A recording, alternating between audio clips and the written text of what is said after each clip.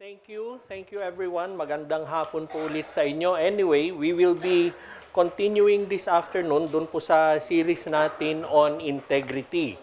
Kung maalala po natin, last week we started with the heart of integrity. And on the right side of our screen, yun po yung mga pinag-usapan natin. What is integrity? Sabi nga natin, it is wholeness, authenticity, and unmixed motivation. Tapos ano ba yung benefits and blessing of integrity? Yun nga. Meron tayong personal confidence, lasting legacy, and we talked about rewards in eternity. Rewards in eternity ng integrity. We will continue today. Ang ating bansa po ay nangangatog. Our country is trembling. Hindi lang po dahil sa mga bulkan na pumutok, hindi lang po dahil sa mga lindol na nangyari, but we are trembling from moral and spiritual erosion in our country. Yun pong corruption na dati ay katagu-taguan na corruption, ngayon po all of these are being exposed. And hindi na po ordinary na mga empleyado ang nasasangkot. Corruption has reached even the highest offices of our land. Families are breaking, truth is being mocked, at ang nangyayari po ngayon, parang negotiable po ang justice dito sa ating bansa. In times such as this, we are tempted to blame sino? Mga politiko, mga leader, mga institution, kasi sila po ang very visible. But God's word reminds us that righteousness exalts a nation, but sin is a disgrace to any people. When the moral ground shakes, the church must stand firm. When darkness deepens, the church must shine. Kaya nga po sinabi ni Paul, be blameless and innocent, shining as lights in the world. Sabi niya nga po, the hope of a trembling nation is not found in reform movements alone. It is found in God's people living with integrity that shines in darkness. It is us living in integrity, and we shine in the darkness that we are experiencing today. Nakita po natin nung last week, narinig po natin yung mensahe na we are called to live in integrity even when everything around us is a mess.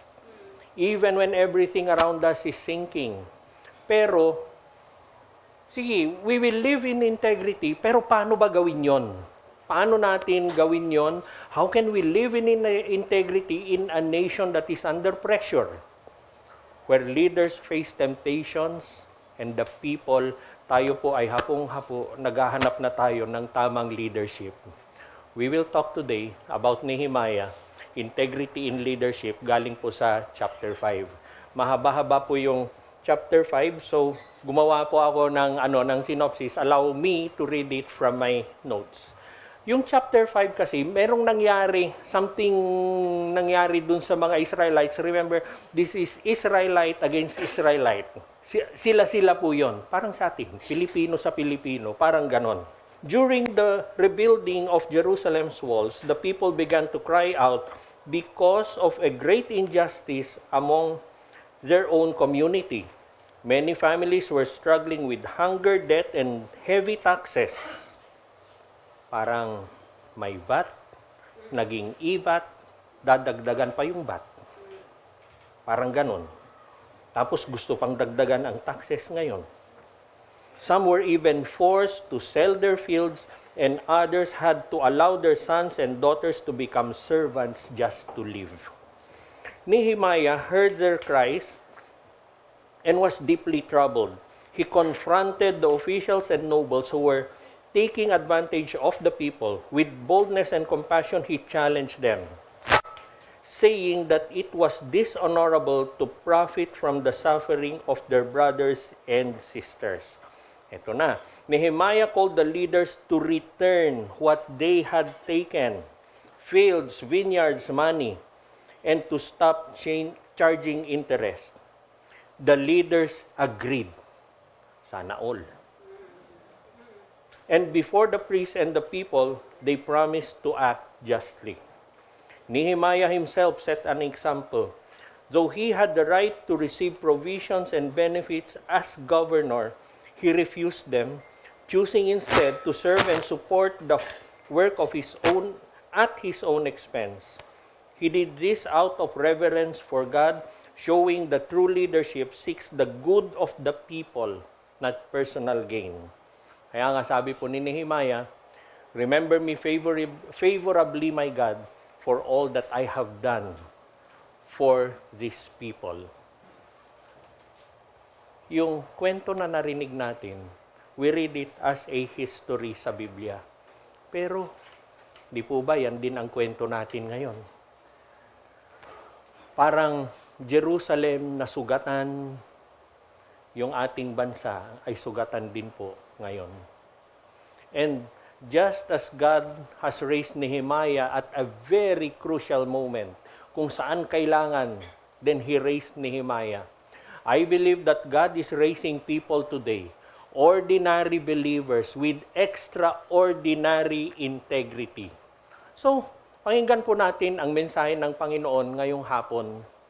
Open our hearts, open our minds, because God is calling us to rebuild with Him. Each one of you. Bakit kayo nandito ngayon? Bakit tumawag ang Panginoon? Marami siyang tinawag. Bakit kayo nandito? Because God meant this message for you. You are rebuilders. You are rebuilding with God. Nabubuhay po tayo sa panahon na yung ating bansa, it is deeply shaken today. Deeply polarized at that even. Nakikita po natin ang injustice, corruption, distrust, fear. We feel the way of broken systems, broken leadership, broken trust, and it breaks our hope. Pero, mga kapatid, hindi po iniiwan ng Panginoon ang Pilipinas. God has not abandoned us. God is not confused in the chaos. God is not defeated by the darkness that is happening today. Anong ginagawa niya? Naghahanda po siya ng mga Nehemiah.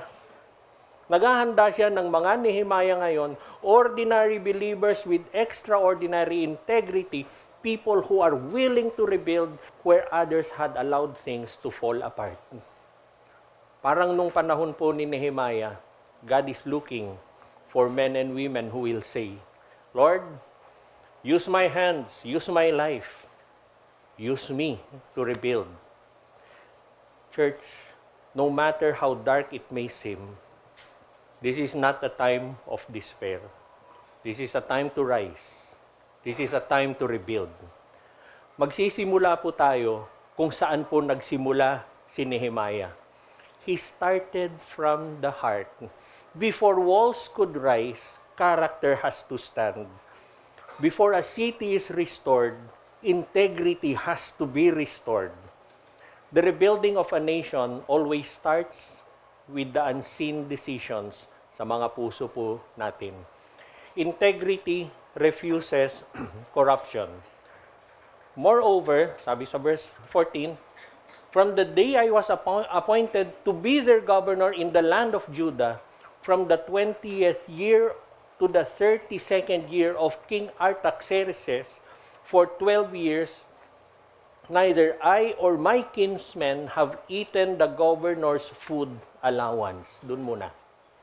Yung allowance po, food allowance na sinasabi dyan, yan po yung buwis ng mga tao. They don't just pay cash during that time. Cash is addressed dun sa next na script na verse. Anyway, magbibigay sila kung ano yung ani nila, magbibigay sila kung ano yung produce ng mga crops nila, yung mga cattle nila, ibibigay nila yan. That was part of their taxes.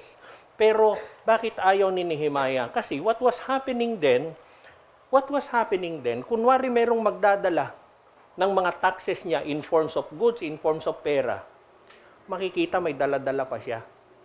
Pero naibigay na niya kung ano yung tama. Yung mga tumatanggap, yung mga tiga-BIR nila, nakita. Ibigay mo rin yan. Pero sir, iuuwi ko sa pamilya ko to. Hindi, ibigay mo. Kaya ayaw ni Nehemiah.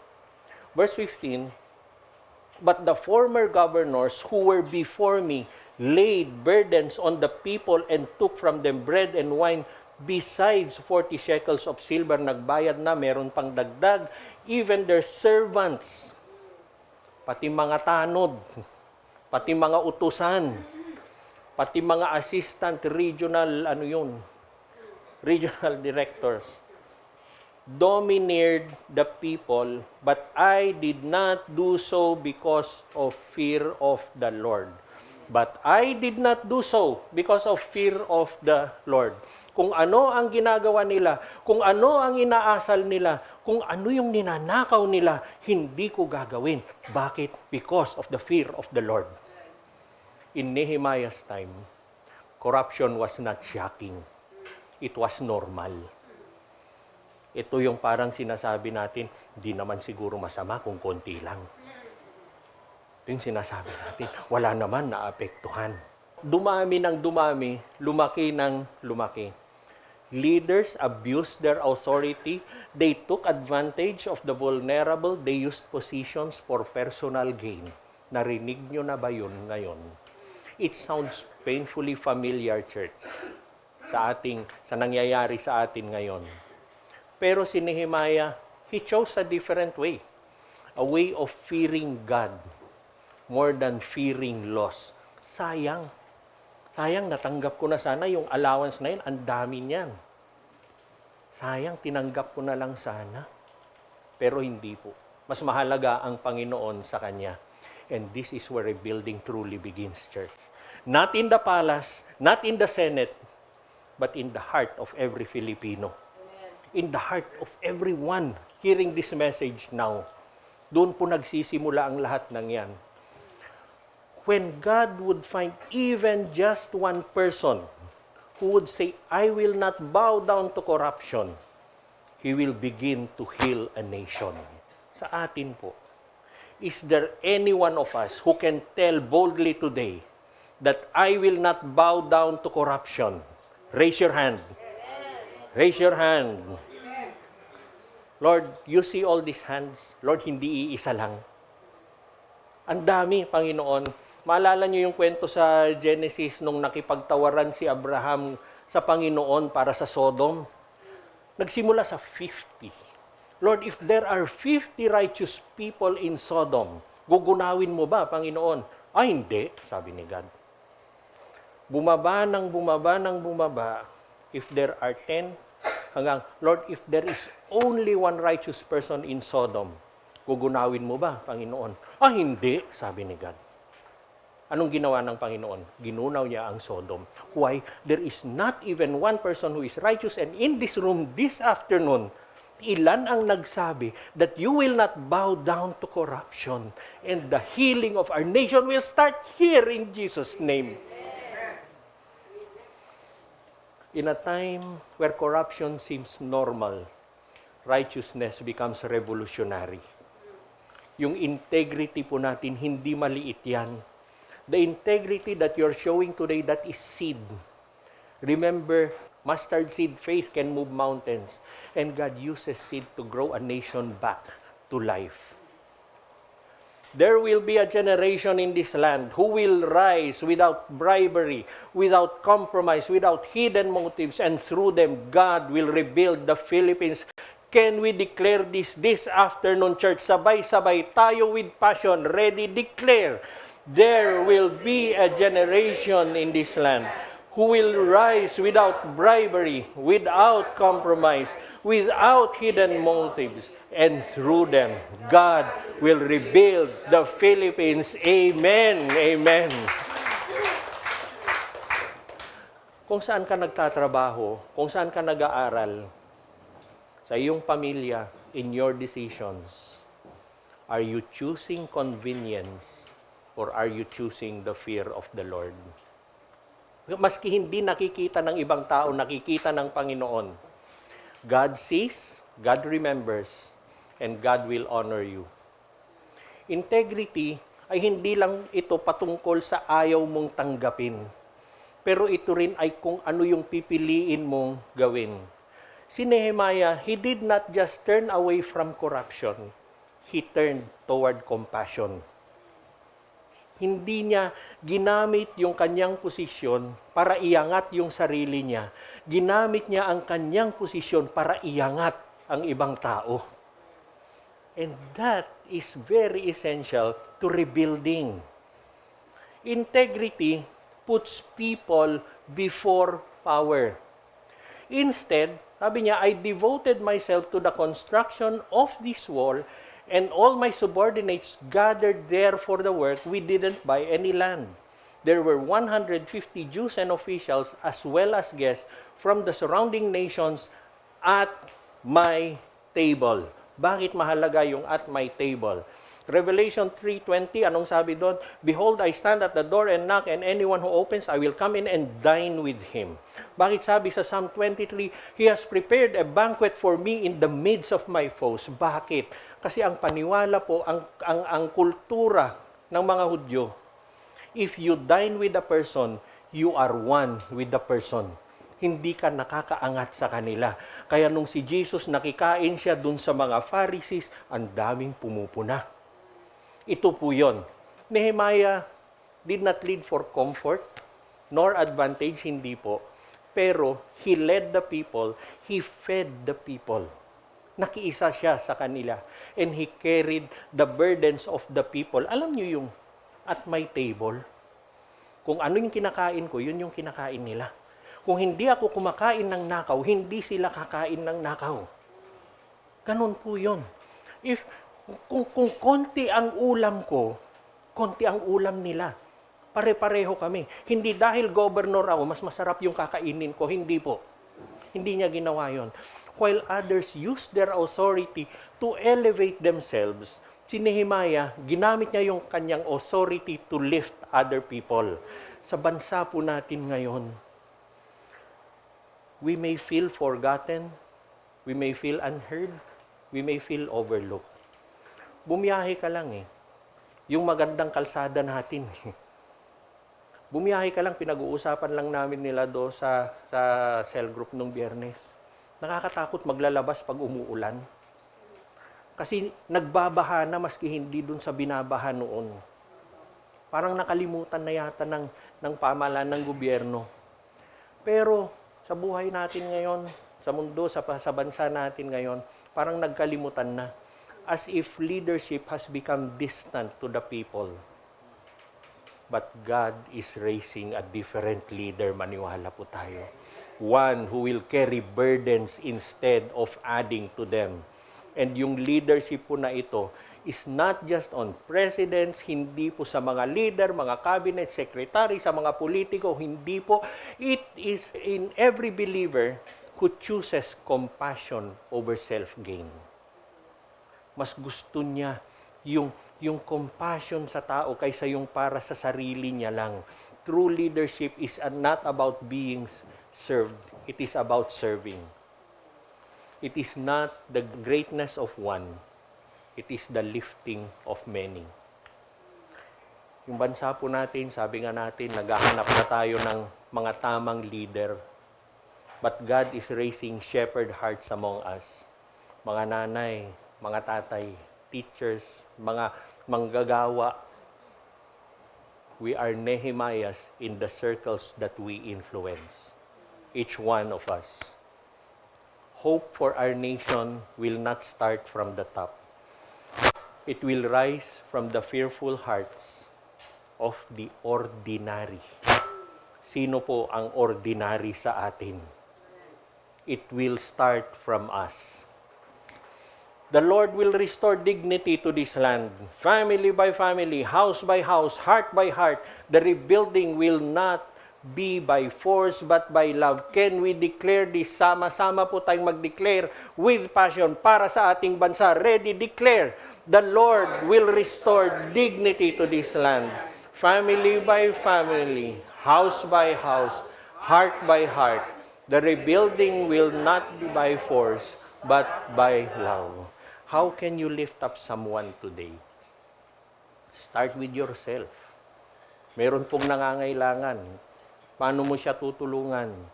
Sino yung naghahanap ng kindness, ng kabaitan, ng pagmamahal ng Panginoon na idinadaan ng Panginoon sa iyo? Why don't you respond well? Every act of kindness is a brick in the wall that God is building. Kaya nga sinulat ni Isaiah, brick upon brick, precept upon precept, brick upon brick, precept upon precept. Then all you know, the wall is built. Then natapos na pala yung ginagawa ng Panginoon.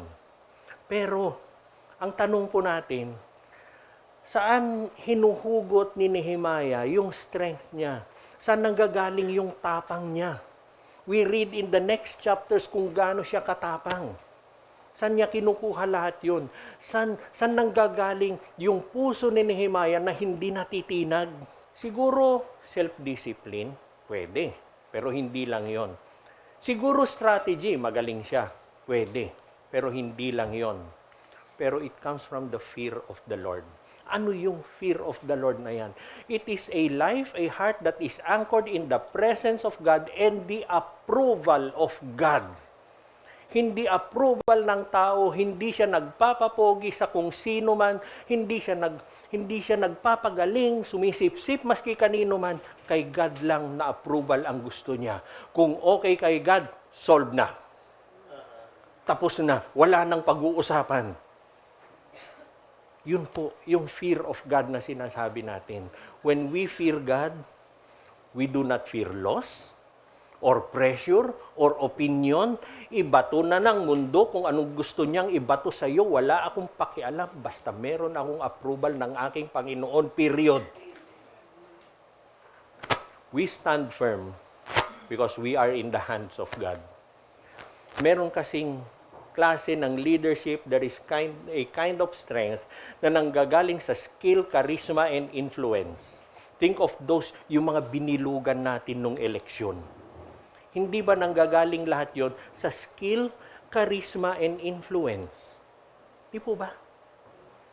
Pero, did we ever consider a heart that honors God above all? Hindi by word si God. Hindi yung ginamit niya lang nung nangangampanya para iboto mo siya, pero totoo sa buhay niya na meron siyang fear of God. Si Nehemiah, he was able to rebuild. Bakit? Kasi yung confidence niya is rooted on God's approval. Doon lang po. And not human praise. Never will you read in the book of Nehemiah na natuwa siya, na binigyan siya ng praise. Meron nagbigay ng praise sa kanya, pero masama kasi yung plano nila. Sa bansa natin, there is so much uncertainty. But let us stand on this stable ground, the stable ground of the fear of the Lord. When our lives, yung buhay po natin ay aligned sa puso ng Panginoon, when our heart beats in time with the heart of God, we become unshakable. And God Himself becomes the one who remembers, who restores, and rebuilds our future. Si Nehemiah, hindi siya nag-depend on popularity. Ay, big time ang Nehemiah. Dapat, yun yung pinanghawakan niya, pero hindi. Not a single moment. Meron siyang influence. Ginamit niya for the project of the Lord. Where is influence being used today? Para sa purpose, para sa gawain ng Panginoon, doon po nanggagaling. Doon niya ginamit yung influence niya. He did not depend on popularity, on approval. He did not even glory in applause. Yung confidence niya is in knowing that God sees, God knows, and God rewards. And I want us to bring that home with us. Tama na po yun. God sees, God knows, and God rewards. Maski yung mga kasulok-sulukan, katagu-taguan na mga nangyayari sa buhay natin, conversations that broke you, God sees, God knows, and God rewards. Take that with you. Yung kinabukasan po ng ating bansa does not depend on elections, not on policies, not on political parties, not on colors. The future of our nation is held in the hands of God. And it is shaped through the faithfulness of His people. God has a good plan, a very good plan para sa bansa natin, pero He needs people of integrity who are faithful, who will fulfill that plan for Him. The Philippines will not end in darkness. The Lord will remember this nation for good. He will rise and heal this land. Sabay-sabay po, with passion, ready, declare, the Philippines will not end in darkness. The Lord will remember this nation for good. He will rise and heal this land. Whose approval ang kailangan mo? Whose approval ang gusto mo sa buhay mo, kapatid? Is it man's approval or God's approval? Why don't we stand firm? Stand firm because God's eyes are on each of us. And our labor is not in vain. Yung nangyayaring shaking sa ating bansa, it is real, but the story is not over. Written in the book of Hebrews, I will shake anything and everything that is not mine, sabi ng Panginoon, so that what will be left is mine alone. We are in that generation. Yan po yung nangyayari sa bansa natin ngayon. God is shaking away what does not belong to Him so that what will be left ay yung Kanya lamang. Yung Kanya lamang po. Hindi pa tapos ang Panginoon sa Pilipinas. At hindi niya susukuan ang ating bansa, mga kapatid. He is calling Nehemiah, people like you, like me, yung tao na nakita mo sa salamin kanina, kailangan ng Panginoon yon to rebuild what was broken. We do not rebuild alone. We rebuild with God. And when God rebuilds, hope is restored. Yung walls of our nation, they might look broken today. Pero sabi nga natin, hindi pa tapos ang Panginoon. The shaking we see is not destruction, but it is preparation. Di po ba pag merong construction, yung unang ginagawa, clearing. Ginagawa po ni God ang clearing today. God is clearing away what cannot stand so He can rebuild what is true. And He is looking for Nehemiah among us today. Not perfect people, but willing hearts. Are we willing hearts, mga kapatid? People who will choose integrity when others choose convenience. People who will carry compassion when others carry pride. Kung sa akala mo, konti lang yung maiko-contribute mo, why don't we take courage? Bakit? Think of Nehemiah. He used one man to rebuild a city. Think of what you can do. And think of what God can do through you. Pwede niya po tayong gamitin to help heal our nation. Yung kinabukasan po ng Pilipinas is not in the hands of darkness and never will be in Jesus' name. It is in the hands of God and in the hearts of those who fear God. The shaking in our nation is real. Nangyayari po talaga yan. But it is not the collapse. Hindi po. It is the clearing of the ground for rebuilding ng Panginoon. Yung kwento po ni Nehemiah, ang tinuturo po sa atin is that God rebuilds nations through ordinary people of integrity. Ordinary people of integrity. That means God can use you. God can use each one of us. Yang katabi mo, Nehemiah po yan. You are needed.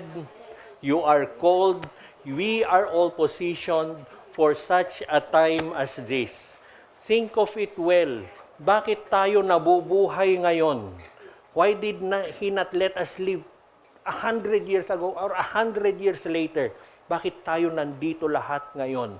Because God destined us for this work. Each one of us is a Nehemiah para sa Panginoon. Scripture tells us some of you will rebuild the ancient ruins. You will restore the foundations laid long ago. You will be called the repairer of broken walls, the restorer of streets where people live. Each one of you, church, can we read this all together? Ito po kayo. Ito po tayo. Ready? Declare. Some of you will rebuild the ancient ruins. You will restore the foundations laid long ago. You will be called the repairer of broken walls, the restorer of streets where people live. Come praise, arise, shine, for your light has come, and the glory of the Lord has risen upon you in Jesus' name. Amen. Amen. Amen. Manalangin po tayo. Can you stand and we will pray? Lord, challenging as it might be, Panginoon, kung si Nehemiah nga mag-isa niya, but he was able, with people helping him, he gave them purpose, Lord, and he gave them reason to rebuild. Panginoon, you are giving us reason to rebuild, Panginoon. This is our country. You blessed us with it, God. And hindi po namin iaasa lang sa mga politiko, sa mga leader lang, Panginoon. Give us hearts of integrity, Lord. Let it start with us, God. Let hope arise from us, Lord. Small as we may be, Panginoon, pero payagan niyo po, loobin niyo po, Panginoon, na magsimula po sa amin. Lord, burn in the hearts of everyone who heard your message this afternoon, Lord. Burn in them and kindle in them, Lord, that desire to lift up this nation, to let it rise, Lord, that we will stand with integrity, Panginoon. Simulan niyo po, maski dun sa mga kaliit-liitan na encounters namin, it will start there, Lord. But as you said, brick upon brick, precept upon precept, hindi po namin mapapansin, the wall will be built. Lord, we will stand with integrity today. Dahil hindi lang po ito para sa amin, hindi lang po ito para sa aming bansa, ito po ay para sa mga susunod na henerasyon sa amin. Someday, Lord, they will talk about this time. This will be history to them, but this will be your story to them. You are God. You are the rebuilder. You are Almighty. You will shine in the Philippines in Jesus' name. Amen. Amen. Amen.